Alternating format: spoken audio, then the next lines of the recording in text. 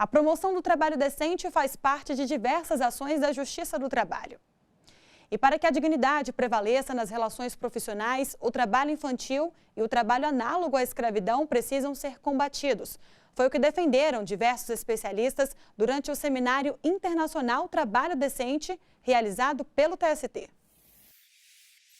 O seminário reuniu juristas e especialistas do Brasil e do exterior, além de personalidades reconhecidas internacionalmente na defesa e na promoção do trabalho decente. O presidente do Tribunal Superior do Trabalho e do Conselho Superior da Justiça do Trabalho, ministro Lélio Bentes Correia, ressaltou que a violação de direitos de crianças e adolescentes é uma das piores formas de agressão social e reforçou o compromisso da Justiça do Trabalho no enfrentamento do problema.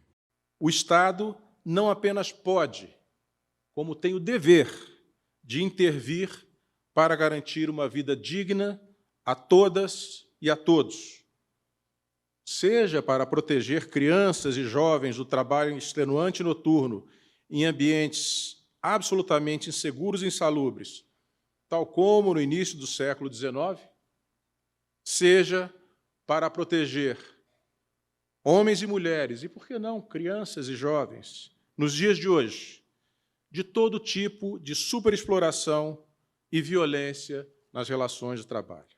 Em 2023, quase 200 anos após a publicação do Factories Act, o óbvio ainda precisa ser dito. Criança não trabalha. Criança estuda e brinca.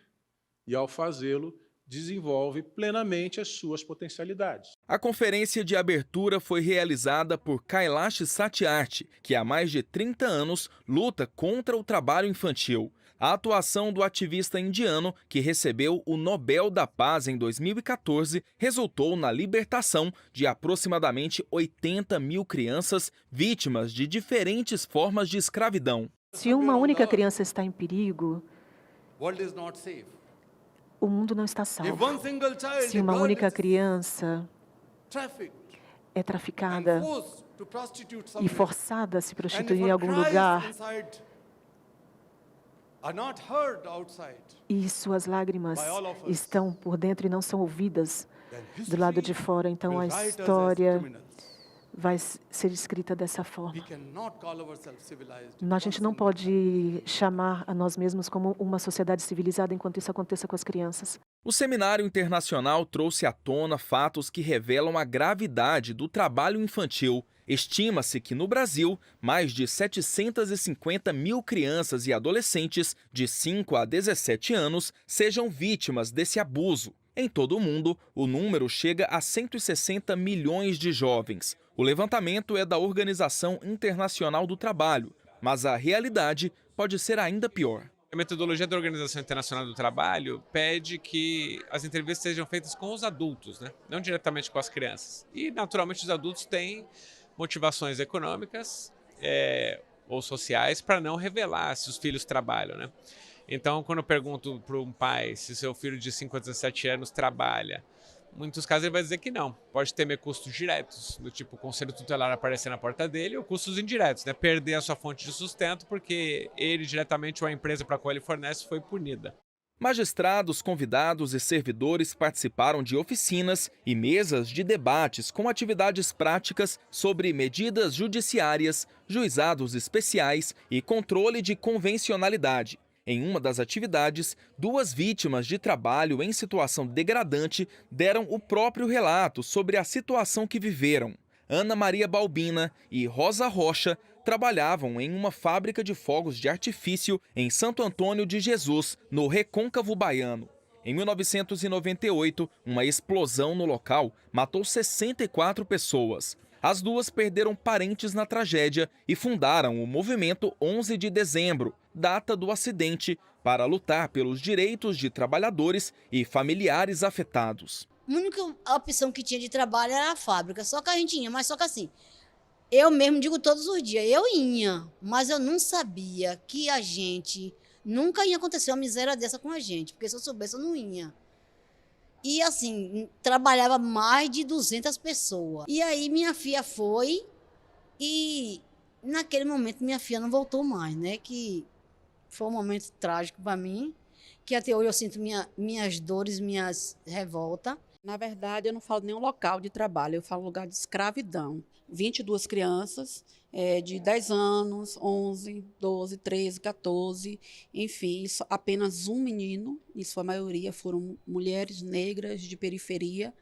E se nós soubéssemos do risco, né, e da gravidade que causaria aquele espaço que ali estavam sendo escravizados, jamais estaríamos ali, né? Por toda a necessidade que já passamos na vida. O sofrimento foi e tem sido, não deixa de mexer com a gente, né? Durante o seminário foi anunciado o lançamento da Política Judiciária Nacional de Trabalho Decente, constituída por 2 novos programas. Equidade de Raça, Gênero e Diversidade, que será coordenado pela ministra Kátia Arruda, e Enfrentamento ao Trabalho Escravo, ao Tráfico de Pessoas e de Proteção ao Trabalho do Migrante, sob coordenação do ministro Augusto César. Os participantes do seminário redigiram uma carta que foi lida pelo coordenador nacional do Programa de Combate ao Trabalho Infantil e de Estímulo à Aprendizagem do TST, ministro Evandro Valadão. O documento apresenta propostas para a construção de uma agenda de saúde, segurança, equidade, proteção à infância e a erradicação do trabalho infantil. Estimular a Justiça do Trabalho a processar e julgar com celeridade todos os pleitos que envolvam o combate ao trabalho infantil, identificando situações de vulnerabilidade